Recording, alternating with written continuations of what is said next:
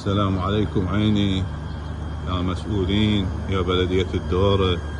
شوفوا هذا وضعنا احنا من 6 الصبح من وقف المطر قبل بيوتنا، وهسه احنا ساعة 6 وحيأذن المغرب، وهذا احنا وضعنا قطرة ماي ما نسحبه.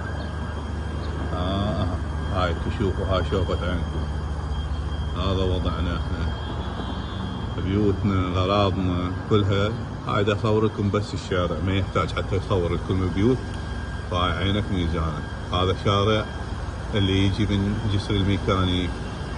هاي احنا بالميكانيك، هذا الخط السريع. من هنا شوفوا ذاك الخط السريع.